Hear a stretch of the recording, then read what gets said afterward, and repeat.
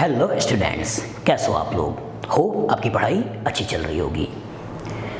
Isomerism वाला segment हम लोग डिस्कस कर रहे थे, जिसमें मैंने आपको बताया कि दो या दो से ज़्यादा कंपाउंड्स जिनका मॉलिक्यूलर फार्मूला सेम हो लेकिन फिजिकल केमिकल प्रॉपर्टीज में डिफरेंस हो, तो इस तरह के कंपाउंड्स को बोलते हैं आइसोमर और फिनोमिना को बोलते हैं आइसोमेरिज्म। इसमें आपने फर्दर कैटेगराइज करके एक देखा स्ट्रक्चरल आइसोमर, एक देखा स्टीरियो आइसोमर।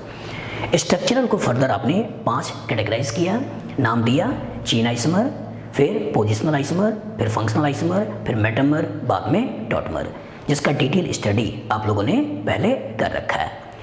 आज से हम लोग चालू करते हैं स्टीरियो आइसोमर्स, और स्टीरियो आइसोमर में सबसे पहले ज्योमेट्रिकल आइसोमर्स।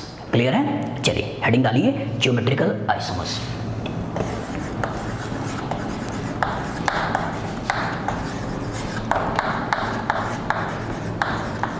इसी को हम छोटे में बोलेंगे GI। अब क्वेश्चन आया कि ज्योमेट्रिकल आइसोमर्स क्या होते हैं या ज्योमेट्रिकल आइसोमरिज्म क्या होता है। चलिए, तो सबसे पहले आपको दिमाग में ये बैठाना है कि ज्योमेट्रिकल आइसोमर्स या ज्योमेट्रिकल आइसोमरिज्म स्टीरियो आइसोमरिज्म का पार्ट है। मतलब दो तरह के आइसोमर्स होते हैं, एक जिनके स्ट्रक्चर में डिफरेंस होता है, एक जिनके कनेक्शन में डिफरेंस होता है, एक जिनके नाम में डिफरेंस होता है। तो जिनके स्ट्रक्चर में डिफरेंस होता है, कनेक्शन में डिफरेंस होता है, नाम में डिफरेंस होता है, उन्हें बोलते हैं स्ट्रक्चरल। जो आपने पहले देखा है, चेन, पोजिशनल, फंक्शनल, मेटामर, टॉटमर्स। टॉटमर्स हम लोग GOC के एप्लीकेशन में पढ़ेंगे, लेकिन अभी आपने 4 देखा था, chain, positional, functional, metamer. Even tautomer को भी ले लें तो सभी का कनेक्शन अलग होता है, सभी का नाम अलग होता है, सभी का अटैचमेंट अलग होता है। लेकिन जब आप स्टीरियो में आओगे तो सभी का कनेक्शन सेम होता है, सभी का नाम सेम होता है, सभी का अटैचमेंट सेम होता है, तभी हम बात करते हैं स्टीरियो। यहाँ पर स्पेस में ओरिएंटेशन में डिफरेंस आएगा। जब स्पेस में ओरिएंटेशन में डिफरेंस की बात करेंगे, नाम सेम की बात करेंगे, तब हम स्टीरियो की बात करेंगे। और स्टीरियो में अगर मैं ज्योमेट्रिकल आइसोमरिज्म की बात कर रहा हूँ, तो ज्योमेट्रिकल आइसोमरिज्म की जो रिक्वायरमेंट है वो रिक्वायरमेंट है कि मॉलिक्यूल के अंदर रेस्ट्रिक्शन इन रोटेशन होना चाहिए। मॉलिक्यूल के अंदर रेस्ट्रिक्शन इन रोटेशन होना चाहिए। अगर मॉलिक्यूल के अंदर रेस्ट्रिक्शन इन रोटेशन नहीं है, तब हम ज्योमेट्रिकल आइसोमरिज्म की बात नहीं करेंगे। मतलब अगर मॉलिक्यूल के अंदर रेस्ट्रिक्शन इन रोटेशन है और उस रोटेशन को रोकने से अगर स्पेस में ओरिएंटेशन में डिफरेंस आ रहा है, मॉलिक्यूल के अंदर रेस्ट्रिक्शन इन रोटेशन है और रोटेशन को रोकने से अगर स्पेस में ओरिएंटेशन में डिफरेंस आ रहा है, तो इस तरह के स्टीरियो आइसोमर्स को जो नाम दोगे वो नाम दोगे ज्योमेट्रिकल आइसोमर्स। याद रहेगा? अब क्वेश्चन आया कि सर रेस्ट्रिक्शन इन रोटेशन होता कहाँ है, रेस्ट्रिक्शन इन रोटेशन होता कहाँ है? तो चलिए सोचिए, एनालाइज करिए। जैसे मान लीजिए ऑर्गेनिक मॉलिक्यूल्स में सिग्मा बॉन्ड, पाई बॉन्ड, यही तो होगा। अगर सिंगल बॉन्ड की बात करें तो केवल सिग्मा होगा, डबल बॉन्ड की बात करें तो एक सिग्मा एक पाई होगा, और ट्रिपल बॉन्ड की बात करें तो एक सिग्मा 2 पाई होगा। मतलब सिग्मा बॉन्ड होगा, पाई बॉन्ड होगा, और इन्हीं में कहीं ना कहीं रेस्ट्रिक्शन होगा।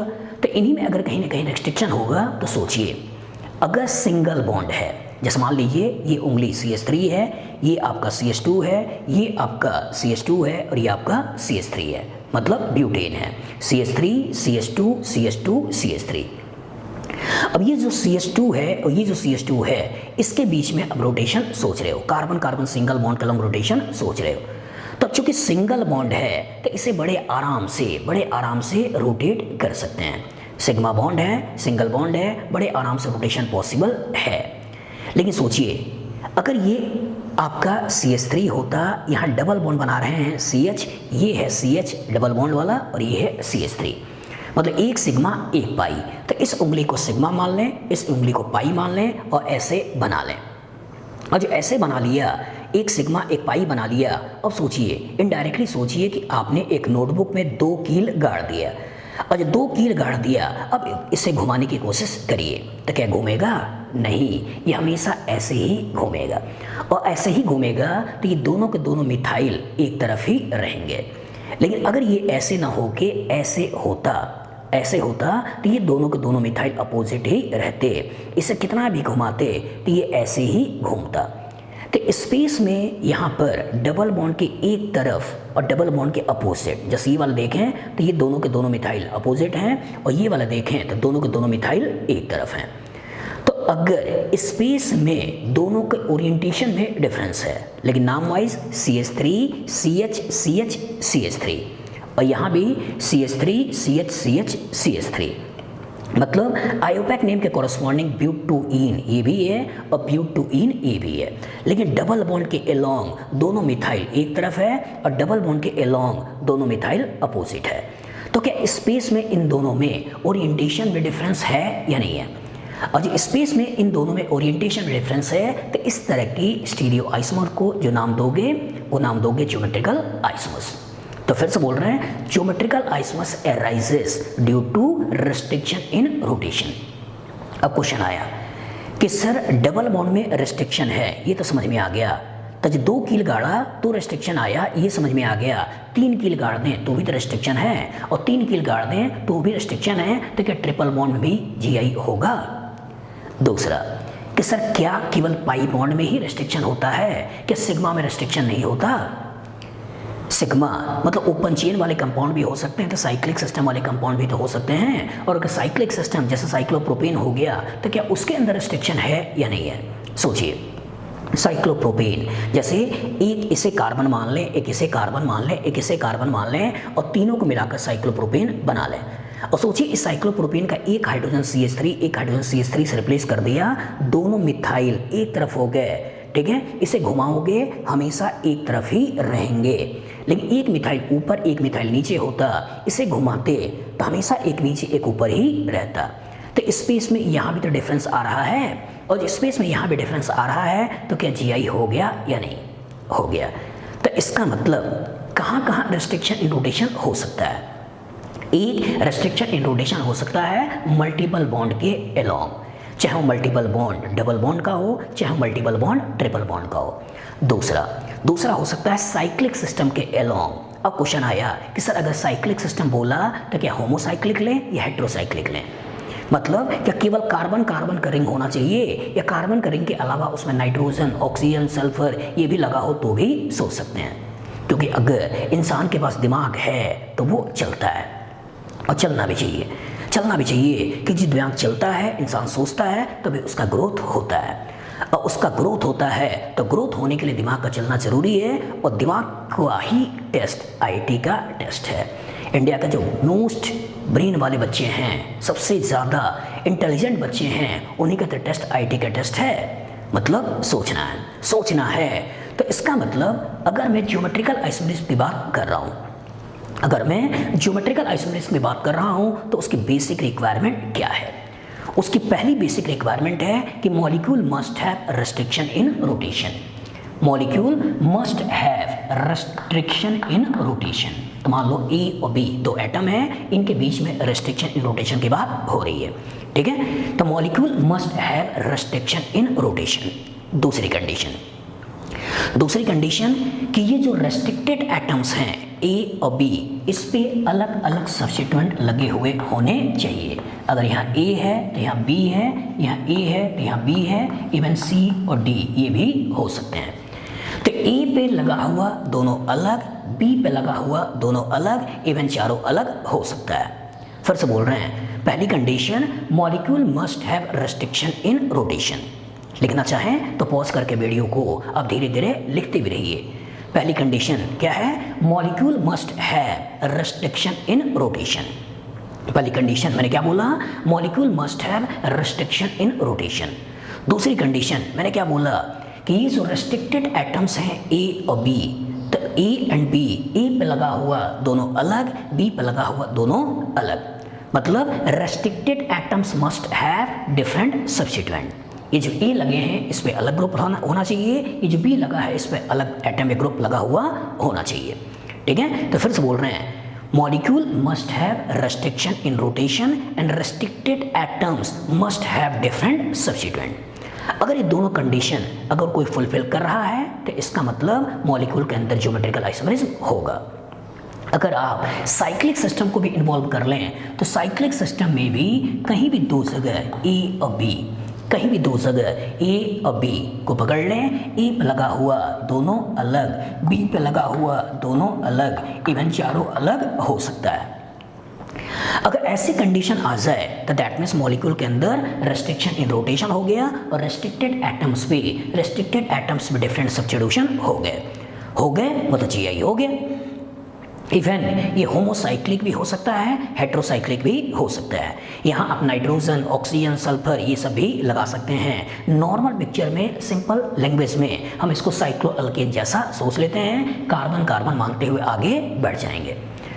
तो पहली कंडीशन मैंने बोली कि मॉलिक्यूल के अंदर रेस्ट्रिक्शन इन रोटेशन होना चाहिए। दूसरा मैंने बोला कि ये जो रेस्ट्रिक्टेड एटम्स हैं इस पर डिफरेंट सब्स्टिट्यूशन होना चाहिए। तो मॉलिक्यूल के अंदर रेस्ट्रिक्शन इन रोटेशन हो, रेस्ट्रिक्टेड एटम्स पे डिफरेंट सब्स्टिट्यूशन हो, उसमें जीआई हो जाएगा। अब क्वेश्चन आया, चूंकि दिमाग है तो क्वेश्चन आया कि सर मल्टीपल बॉन्ड, तो मल्टीपल बॉन्ड तो बहुत सारे होते हैं, और जो मल्टीपल बॉन्ड बहुत सारे होते हैं तो कार्बन कार्बन का मल्टीपल भी होता है, कार्बन नाइट्रोजन का मल्टीपल भी होता है, कार्बन ऑक्सीजन का मल्टीपल भी होता है, कार्बन सल्फर का मल्टीपल भी होता है, ऑक्सीजन का मल्टीपल भी होता है, नाइट्रोजन ऑक्सीजन का मल्टीपल भी होता है, नाइट्रोजन का मल्टीपल भी होता है। ये मल्टीपल डबल भी होते हैं, ये मल्टीपल ट्रिपल भी होते हैं। तो कार्बन कार्बन का ट्रिपल होता है, कार्बन नाइट्रोजन का ट्रिपल होता है, नाइट्रोजन का ट्रिपल होता है। तो क्या सब में ज्योमेट्रिकल होगा? अगर साइक्लिक सिस्टम है तो होमोसाइक्लिक भी होता है, साइक्लिक सिस्टम है तो हेट्रोसाइक्लिक भी होता है। हम यहाँ कार्बन कार्बन को मिलाते हुए रिंग बना सकते हैं, कार्बन ऑक्सीजन को मिलाते हुए रिंग बना सकते हैं, कार्बन नाइट्रोजन को मिलाते हुए रिंग बना सकते हैं। तो क्या सब में जीआई होगा? दिमाग है तो चला कि सर रेस्ट्रिक्शन इन रोटेशन तो आपने बोल दिया, तो देखिए सब में रेस्ट्रिक्शन है, restricted atoms to different substituent. दूसरी कंडीशन क्या थी? रेस्ट्रिक्टेड एटम्स पे डिफरेंट सब्स्टिट्यूएंट। तो अगर कार्बन कार्बन डबल बॉन्ड को देखें और यहाँ पे अगर ए और बी अलग कर दें, यहाँ ए और बी अलग कर दें, इवन चारों को अलग कर दें, तो जीआई हो जाएगा। यहाँ ए और बी अलग कर दें और यहाँ तो पहले से भगवान ने अलग कर रखा है, लोन पेयर बॉन्ड पेयर, यहाँ कुछ भी लग जाए तो ये पहले से ही अलग हैं, तो दैट मीन्स जीआई हो जाएगा। लेकिन ध्यान से इसको देखो, अगर इस कार्बन में दोनों अलग कर भी दो तो भी यहाँ दोनों को दोनों लोन पेयर सेम है, और जो दोनों को दोनों लोन पेयर सेम है तो दैट मीन्स इसमें हम जीआई की बात नहीं करेंगे। यहाँ पे अगर आप दोनों को दोनों अलग कर भी दो तो यहाँ दोनों को दोनों सेम है, तो दैट मीन्स जीआई की बात नहीं करेंगे। यहाँ पे ध्यान से देखें, यहाँ तो पहले से ही दोनों सेम है, दैट मीन्स जीआई की बात नहीं करेंगे। इवन यहाँ पे देखें तो ये दोनों आप अलग कर सकते हो, है भी, लेकिन यहाँ तो दोनों सेम है, और जब यहाँ दोनों सेम है तो जीआई की बात नहीं करेंगे। लेकिन यहाँ देखें तो ये पहले से ही दोनों अलग है, यहाँ जीआई की बात कर लोगे। यहाँ और यहाँ सेम एटम ग्रुप भी लगा सकते हो, डिफरेंट एटम ग्रुप भी लगा सकते हो।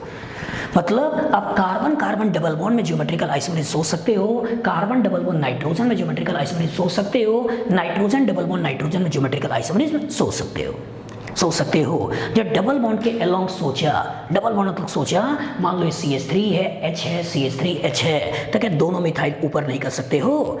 एक केस में CH3H है और ये CH3EH है, तो क्या दोनों मिथाइल अपोजिट नहीं कर सकते हो सकता है। तो स्पेस में ओरिएंटेशन में डिफरेंस आ गया, जीआई आ गया। लेकिन जब ट्रिपल बॉन्ड की बात करोगे तो ट्रिपल बॉन्ड लीनियर होते हैं, क्योंकि कार्बन sp हाइब्रिडाइज्ड है, और जो sp हाइब्रिडाइज्ड है लीनियर है, एक लाइन में है, तो यहाँ ऊपर नीचे की बात नहीं होगी।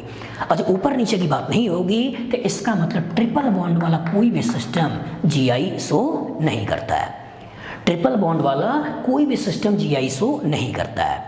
अब कहानी में रिंग्स, तो मैंने क्या बोला, कम से कम दो एटम कहीं का भी, मान लो ये और ये पकड़ लेते हैं, ये और ये पकड़ लेते हैं, हम 3 मेंबर, 4 मेंबर, 5 मेंबर, 6 मेंबर कुछ भी सोच सकते हैं, अगल बगल भी सोच सकते हैं, बीच में कार्बन लगाते हुए भी सोच सकते हैं। बस दो जगहों पे अंतर देखना है, और दो जगहों पे अंतर देखना है तो यहाँ पे कर दो ए बी, यहाँ पे कर दो ए बी, अलग करके सोच सकते हो। यहाँ कर सकते हो ए बी, यहाँ कर सकते हो ए बी, अलग करके सोच सकते हो। यहाँ कर सकते हो ए बी, यहाँ कर सकते हो ए बी, अलग करके सोच सकते हो। इवन यहाँ पर सी, यहाँ डी, इवन यहाँ सी, यहाँ डी, इवन सी, यहाँ डी भी सोच सकते हो। मतलब आप कहाँ कहाँ पे सोच सकते हो? आप सोच सकते हो GI carbon carbon double bond में, आप सोच सकते हो GI carbon double bond nitrogen में, आप सोच सकते हो GI nitrogen double bond nitrogen में, आप सोच सकते हो जीआई साइक्लोअल्केन में या हेट्रोसाइक्लिक कंपाउंड्स में। यही तो होगा, यही तो होगा, यही तो होगा। मतलब एक होगा कार्बन कार्बन डबल बॉन्ड में। बस याद रखिएगा कि कभी रिंग्स के अंदर डबल बॉन्ड लेके चल रहे हो, रिंग्स के अंदर कभी डबल बॉन्ड लेके चल रहे हो तो उसकी मिनिमम रिक्वायरमेंट होती है 8 की। 8 की क्यों? क्योंकि अगर इसे हम डबल बॉन्ड माने, इसे डबल बॉन्ड माने, एक अल्काइल इधर एक अल्काइल इधर, तो ये तो बड़े आराम से ओवरलैप करके बॉन्ड बना लेंगे। लेकिन एक डबल बॉन्ड सोचते हुए एक अल्काइल इधर है, एक अल्काइल इधर है, और इसको जोड़ना है, तो ये इतने अप्रोप्रिएट डिस्टेंस पे नहीं होते हैं कि बॉन्ड का फॉर्मेशन कर पाएँ। तो जब ये इतने अप्रोप्रिएट डिस्टेंस पे नहीं होते हैं कि बॉन्ड का फॉर्मेशन कर पाएँ, लेकिन अगर आप चाहते हो कि बॉन्ड का फॉर्मेशन हो तो इन्हें पास लाना होता है। तो यहाँ एक, ये दो डबल बॉन्ड वाला, ये तीसरा, ये चौथा, यहाँ ये पांचवा, ये छठा, अभी भी दूर हैं, लेकिन जो ही सातवां आया तो ये यहाँ आ जाएगा, और जो ही आठवां आया तो यहाँ आ जाएगा, और ये इतने अप्रोप्रिएट डिस्टेंस पे होते हैं कि बॉन्ड बन जाए। तो ऐसा सोचिए 1 2 3 4 5 6 यहाँ आ गए, ये 7 8 यहाँ आ गए, और इनके बीच में बॉन्ड बना लो, और बॉन्ड बनाते हुए साइकिल सोच लो। मतलब कभी साइक्लोअल्कीन के एलोंग, रिंग के एलोंग कभी डबल बॉन्ड पकड़ रहे हो, और उसके एलोंग अगर कभी जीआई देख रहे हो, रिंग्स के एलोंग कभी डबल बॉन्ड पकड़ रहे हो, और इसके एलोंग अगर आप जीआई सोच रहे हो तो यहाँ पे कार्बन के नंबर 8 या 8 से ज़्यादा होना चाहिए। 8 से कम होगा, 8 से कम होगा तो हमेशा अपने एक ही फॉर्म में एग्जिस्ट करेगा, इसका दूसरा फॉर्म एग्जिस्ट नहीं करेगा। लेकिन 8 या 8 से ज़्यादा होगा तो इसके दो रूप एग्जिस्ट करेंगे, एक डबल बॉन्ड पकड़ते हुए ऐसे भी हो सकता है, और एक डबल बॉन्ड पकड़ते हुए अपोजिट वाला भी जुड़कर रिंग बना सकता है। अच्छा, अपोजिट वाला भी मिलकर रिंग बना सकता है, और एक साइड वाला भी मिलकर रिंग बना सकता है। तो स्पेस में दोनों के ओरिएंटेशन में डिफरेंस है, और जो स्पेस में दोनों के ओरिएंटेशन में डिफरेंस है मतलब ज्योमेट्रिकल आइसोमर्स होते हैं। तो फिर से दिमाग में बैठाइए, कि ज्योमेट्रिकल आइसोमरिज्म कहाँ कहाँ होगा। तो ज्योमेट्रिकल आइसोमरिज्म होगा जहाँ मॉलिक्यूल के अंदर रेस्ट्रिक्शन इन रोटेशन होगा। दूसरा, रेस्ट्रिक्टेड एटम्स में डिफरेंट सब्स्टिट्यूशन होंगे। ठीक है, ये आपका कहाँ कहाँ होगा? कार्बन डबल बॉन्ड कार्बन में होगा, कार्बन डबल बॉन्ड नाइट्रोजन में होगा, नाइट्रोजन डबल बॉन्ड नाइट्रोजन में होगा, साइक्लोअल्कीन में होगा, अगर होमोसाइक्लिक लेके चल रहे हो तो, हेट्रोसाइक्लिक लेके चल रहे हो तो इनमें भी होगा, और रिंग्स के एलोंग सोच रहे हो तो मिनिमम कार्बन 8 होना चाहिए। परेशान वो इसको लेके कर सकता है और इनको लेकर कर सकता है। अगर डबल बॉन्ड के एलोंग सोच रहे हो तो फिर से बोल रहे हैं 8 से ज़्यादा कार्बन होना चाहिए। सिंगल बॉन्ड के एलोंग सोच रहे हो तो कम से कम दो जगहों पे अंतर होना चाहिए। सिंगल बॉन्ड के एलोंग सोच रहे हो तो कम से कम दो जगहों पे अंतर होना चाहिए, और डबल बॉन्ड के एलोंग सोच रहे हो तो मिनिमम कार्बन 8 होना चाहिए।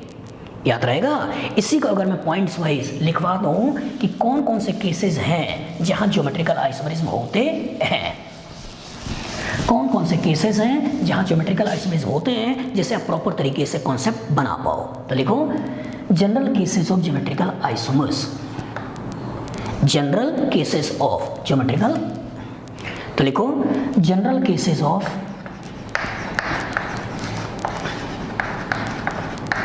Geometrical isomers. ये ज्योमेट्रिकल आइसोमर्स, पहला जो आपको दिमाग में रखना है, along carbon double bond carbon, A B, even ये सी और डी भी हो सकता है। दूसरा, along carbon double bond nitrogen, यह ए बी, ये लोन पेयर बॉन्ड पेयर पहले से अलग है, कोई भी ग्रुप लगा सकते हो। तीसरा, along nitrogen double bond nitrogen. यहाँ कुछ भी लगा सकते हो, सेम या डिफरेंट, क्योंकि यहाँ दोनों पहले से अलग हैं, दोनों पहले से अलग हैं। चौथा एलोंग साइक्लोअल्केन, एलोंग साइक्लोअल्केन। साइक्लोअल्केन रिंग बना लो, रिंग बना के ए बी, यहाँ ए बी इवन सी या डी हो सकता है। और पांचवा अगर लेना चाहो तो ले सकते हो along cycloalkene with carbon greater than और इक्वल टू 8।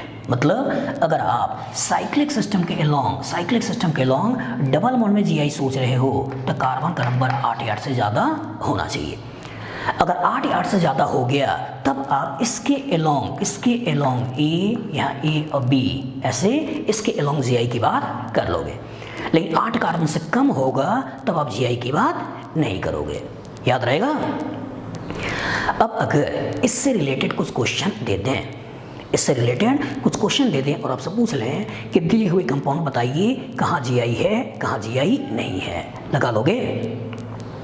लगा लोगे तो आपका सारा का सारा क्वेश्चन जहाँ से लगेगा वो मास्टर फॉर्मूला यही है। ए डबल बॉन्ड बी, ए पे लगा हुआ दोनों अलग, बी पे लगा हुआ दोनों अलग, इवन चारों अलग हो सकता है। मतलब आपको सारा का सारा क्वेश्चन यहीं से लगाना है, आपको सारा का सारा क्वेश्चन यहीं से लगाना है। ए डबल बॉन्ड बी, ए पे लगा हुआ दोनों अलग, बी पे लगा हुआ दोनों अलग, इवन चारों अलग हो सकता है। अच्छी तरीके से जो बार बार बोल कर अपने दिमाग में बैठा लेना है, वो क्या बैठाना है? वो बैठाना है ए डबल बॉन्ड बी। बैठाना क्या है? ए डबल बॉन्ड बी, ए पे लगा हुआ दोनों अलग, बी पे लगा हुआ दोनों अलग, इवन चारों अलग हो सकते हैं। फिर से बोल रहे हैं, आपको अच्छी तरीके से दिमाग बैठा लेना है। ए डबल बॉन्ड बी, ए पे लगा हुआ दोनों अलग, बी पे लगा हुआ दोनों अलग, इवन चारों अलग हो सकते हैं। अगर ऐसा हो गया तो ज्योमेट्रिकल आइसोमर्स हो जाएंगे। कहाँ कहाँ होंगे? General cases. पहला होगा along carbon double bond carbon, दूसरा along carbon double bond nitrogen, तीसरा along nitrogen double bond nitrogen, चौथा एलोंग साइक्लोअल्कीन, पांचवा एलोंग साइक्लोअल्कीन जिसमें कार्बन का नंबर 8 या 8 से ज़्यादा हो। याद रहेगा? अब एक क्वेश्चन आता है कि सर ज्योमेट्रिकल आइसोमर होगा, ज्योमेट्रिकल आइसोमर नहीं होगा, ये तो समझ में आ गया, लेकिन इसका क्या मतलब है? इसका मतलब ये है कि अगर ज्योमेट्रिकल आइसोमर्स होंगे तो कंपाउंड एक से ज़्यादा रूप में एग्जिस्ट करेंगे। ठीक है, चलिए कुछ क्वेश्चन देते हैं, वहाँ से चेक करके बताइए किसमें जीआई है, किसमें जीआई नहीं है। चलिए कुछ क्वेश्चन देते हैं, उस क्वेश्चन के बेसिस पे सोचिए कि किसमें किसमें ज्योमेट्रिकल आइसोमरिज्म है, किसमें किसमें ज्योमेट्रिकल आइसोमरिज्म नहीं है। ठीक है, चलिए क्वेश्चन के रूप में लिखिए। Indicate the molecule, indicate the molecule which will show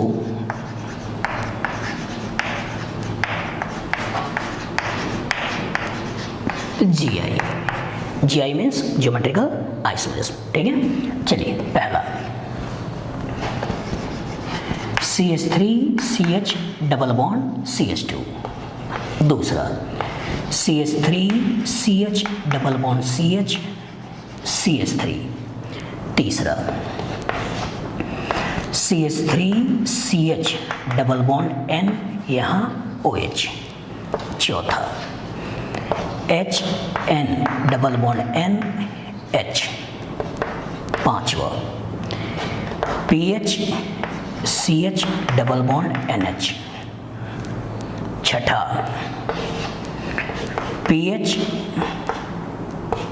PHNOH, सातवां साइक्लोहेक्सेन, आठवां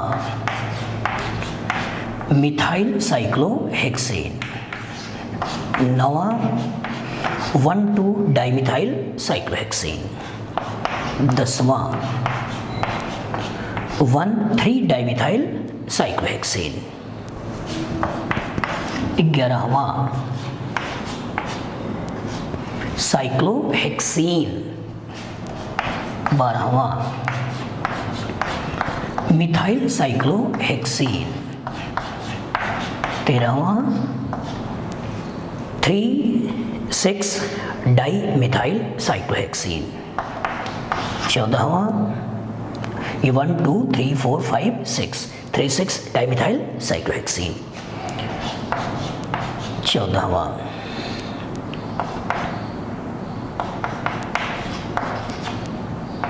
चलिए ये आराम से सोचिए और सोच कर बताइए किसमें जीआई होगा, किसमें जीआई नहीं होगा। वीडियो को पॉज कर लीजिए, पॉज करके क्वेश्चन को प्रॉपर तरीके से पहले लगा लीजिए। एक बार जो आपका आंसर लग जाए उसके बाद हमारे आंसर से अपने आंसर को मिलाइएगा बिना क्वेश्चन लगाए। बिना क्वेश्चन लगाए आंसर को देखने की कोशिश मत करिएगा, क्योंकि सीखना है और सीखने के दौरान गलतियां होती हैं, तो गलतियों से परेशान नहीं होना है। पहले अपने लेवल पे क्वेश्चन को लगाना है, लगाने के बाद जो आंसर निकल जाए उसके बाद हमारे आंसर से उसे मिलाना है। चलिए करिए, सोचिए।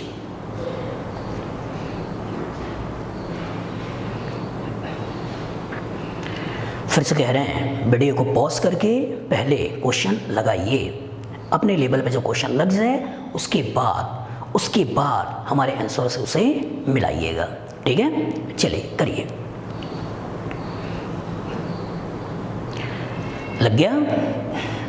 डिस्कस करें? लग गया? डिस्कस करें? चलिए, ना लगाया हो फिर से बोल रहे हैं वीडियो को पहले पॉज कर लीजिए, पॉज करके अपने लेवल में आंसर को लगा लीजिए, लगाने के बाद फिर हमारे आंसर से मिलाइए। चलिए, कॉन्सेप्ट मैंने क्या बताया? कॉन्सेप्ट मैंने ये बताया कि आपको केवल और केवल इतना ही तो देखना है, केवल और केवल इतना ही तो देखना है। ए डबल बॉन्ड बी, ए पे लगा हुआ दोनों अलग, बी पे लगा हुआ दोनों अलग, इवन चारों अलग हो सकते हैं। मतलब आप केवल और केवल इतना देखो और इतना देखकर क्वेश्चन को लगाओ। यहाँ ध्यान से देखो, इस पे H मिथाइल, यहाँ तो दोनों अलग हैं। ए पे लगा हुआ दोनों अलग, H मिथाइल ये तो है, लेकिन जो B है इस पे दोनों हाइड्रोजन सेम है, और जब दोनों हाइड्रोजन सेम है तो दैट मीन्स इसमें जीआई नहीं होगा। इसमें आ जाओ, यहाँ पे H यहाँ पे CH3, इसमें जीआई है, यहाँ H यहाँ CH3, मतलब A पे लगा हुआ दोनों अलग, B पे लगा हुआ दोनों अलग, मतलब इस कंडीशन को फुलफिल कर रहा है, और इस कंडीशन को फुलफिल कर रहा है तो ये जीआई शो करेगा। इसमें आ जाए, यहाँ पे H मिथाइल, A पे लगा हुआ दोनों अलग, यहाँ पे loan pair bond pair, B पे लगा हुआ दोनों अलग, तो A पे लगा हुआ दोनों अलग, B पे लगा हुआ दोनों अलग, दैट मीन्स जीआई शो करेगा। यहाँ आ जाओ, यहाँ पर लोन पेयर बॉन्ड पेयर पहले से अलग हैं, लोन पेयर बॉन्ड पेयर पहले से अलग हैं, तो A पे लगा हुआ दोनों अलग, B पे लगा हुआ दोनों अलग, जीआई शो करेगा। यहाँ आ जाओ, ए पे लगा हुआ दोनों अलग, बी पे लगा हुआ दोनों अलग, लोन पेयर बॉन्ड पेयर, ए पे लगा हुआ दोनों अलग, बी पे लगा हुआ दोनों अलग, जीआई शो करेगा। यहाँ आ जाओ, यहाँ पे पीएच दोनों सेम हैं, तो ए पे लगा हुआ दोनों सेम, भले ही बी पे लगा हुआ दोनों अलग है, लोन पेयर बॉन्ड पेयर, लेकिन ए पे तो सेम है, और जो ए पे सेम है दैट मीन्स जीआई नहीं होगा। याद रहेगा?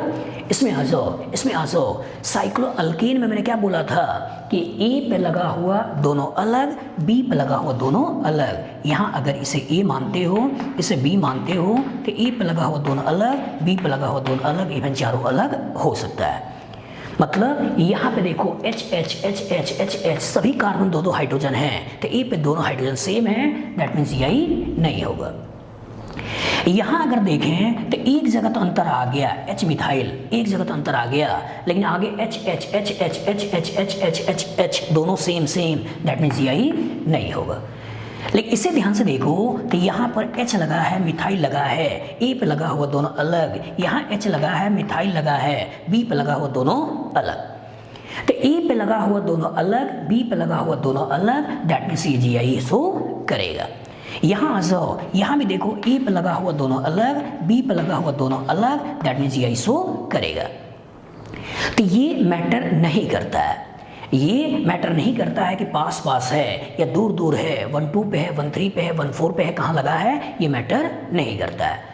बस ए पे लगा हुआ दोनों अलग, बी पे लगा हुआ दोनों अलग हो गया, दैट मीन्स यही हो जाएगा। याद रहेगा। इसमें सोचते हैं जो साइक्लोअल्कीन मैंने बताया था, जो साइक्लोअल्कीन बताया था, तो मैंने बोला था कार्बन का नंबर 8 या 8 से ज़्यादा होना चाहिए, और जो 8 या 8 से ज़्यादा होना चाहिए तो यहाँ तो 6 है, और जब यहाँ 6 है तो केयरफुल रहिएगा, आपको दिखाई ज़रूर देगा कि इस पे लगा हुआ दोनों अलग और इस पे लगा हुआ दोनों अलग, दिखाई ज़रूर देगा, लेकिन डबल बॉन्ड के लोग अगर देखना है तो कार्बन का नंबर 8 या 8 से ज़्यादा होना चाहिए। 8 से कम हुआ तो डबल बॉन्ड कहीं भी बनाओ एक ही नाम आने वाला है, अलग नाम आने वाला नहीं है, और जो नहीं है दैट मीन्स यही भी नहीं है। यहाँ पर मैंने इसको और इसको मिला दिया। अगर sp3 देख रहे हो तो कम से कम 2 जगहों पे अंतर देखो, और sp2 देख रहे हो तो मिनिमम कार्बन 8 देखो। मतलब अगर इसे डबल बॉन्ड के लॉन्ग देख रहे हो तो मिनिमम कार्बन 8 देखो, 6 है इसलिए मत सोचो, और अगर सिंगल बॉन्ड के लॉन्ग देख रहे हो तो कम से कम 2 जगहों पे अंतर होना चाहिए, जो अंतर नहीं है, सब पे CH2 ही है, दैट मीन्स यही नहीं है। लेकिन इसको देखो तो यहाँ कार्बन कार्बन डबल बॉन्ड के लॉन्ग तो GI नहीं है, क्योंकि मिनिमम कार्बन हमें 8 चाहिए, लेकिन sp3 वाला जो है इस पे लगा हुआ दोनों अलग है, इस पे लगा हुआ दोनों अलग है, तो इसके एलोंग ऐसा हो सकता है, दोनों के दोनों मिथाइल एक तरफ हो सकते हैं, एक मिथाइल ऊपर एक मिथाइल नीचे हो सकता है। तो दैट मीन्स अगर 2 जगहों पे अंतर आ गया तो GI हो गया, चाहे डबल बॉन्ड हो या डबल बॉन्ड ना हो। पास में आ गई। तो कभी कभी ऐसा हो सकता है कि इन दोनों को मिला दिया जाए और मिलाकर क्वेश्चन बना दिया जाए। यहाँ अगर आप ध्यान से देखें तो यहाँ पर लोन पेयर बॉन्ड पेयर पहले से अलग है, और इस कार्बन इधर अलग, और जो इधर अलग तो इस कार्बन डबल बॉन्ड नाइट्रोजन के एलोंग GI हो गया। बस में आ गई। GI हो गया, इसका क्या मतलब हुआ? GI हो गया इसका मतलब ये हुआ कि जहाँ जहाँ ज्योमेट्रिकल आइसोमरिज्म है वो एक से ज़्यादा रूप में एग्जिस्ट करेंगे। जैसे अगर इसी को देखें तो ये 2 रूप में एग्जिस्ट करेगा, एक ऐसे और एक ऐसे। मतलब इस कार्बन कार्बन डबल बॉन्ड पे दोनों मिथाइल एक तरफ हो सकते हैं, इस कार्बन कार्बन डबल बॉन्ड एक इधर और एक इधर हो सकता है। मतलब GI है, इसका सिंपल मतलब यही है कि मॉलिक्यूल 2 रूप में एग्जिस्ट करने वाले हैं। GI नहीं है, इसका सिंपल मतलब ये है कि अगर मैं इस हाइड्रोजन को खोल कर लिखूं तो भी एक ही आने वाला है। जैसे चाहे मैं ऐसे लिखूं चाहे इसे ऐसे लिखूं, इससे कोई फर्क नहीं पड़ता है, क्यों? क्योंकि यहाँ अगर मैं स्पेसिफाई कर दूँ, ये हाइड्रोजन तो है क्या, यहाँ पर 2 हाइड्रोजन एक तरफ, यहाँ पर भी 2 हाइड्रोजन एक तरफ। मतलब ये दोनों सेम हैं, इसका एक ही नाम आने वाला है, लेकिन ये दोनों अलग अलग हैं, और जो अलग अलग हैं तो स्पेशल नोमेनक्लेचर अलग आएगा। वही आप नेक्स्ट क्लास में देखने वाले हो कि इसके लिए हम अलग नाम देने वाले हैं सिस, और इसके लिए अलग नाम देने वाले हैं ट्रांस। बात में आ गई। मतलब ज्योमेट्रिकल आइसोमरिज्म में अलग अलग नोमेनक्लेचर की बात हम करेंगे। एक बात करेंगे सिस ट्रांस नोमेनक्लेचर, एक बात करेंगे सिन एंटी नोमेनक्लेचर, और एक बात करेंगे इजेड नोमेनक्लेचर। याद रहेगा?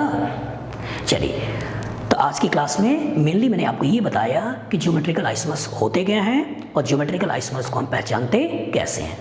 नेक्स्ट वाली क्लास में हम लोग देखेंगे कि ज्योमेट्रिकल आइसोमर्स को अलग अलग तरीके से कैसे रिप्रेजेंट करते हैं, क्या क्या नोमेनक्लेचर आते हैं जिसके बेसिस पे इसे अलग और इसे अलग देखते हैं। तो उसमें मेन 3 तरह के नोमेनक्लेचर आएगा। एक आएगा सिस ट्रांस नोमेनक्लेचर, एक आएगा सिन एंटी नोमेनक्लेचर, और एक आएगा इजेड नोमेनक्लेचर। ठीक है, चलिए उसे हम लोग नेक्स्ट क्लास में देखेंगे। तब तक कुछ क्वेश्चन मैं आपको दे दूंगा, उसे प्रॉपर तरीके से लगाइए, जो डाउट्स आता है उसे पूछिए, जिससे आपका कॉन्सेप्ट क्लियर हो और आपका डर दूर हो। Good luck, good day.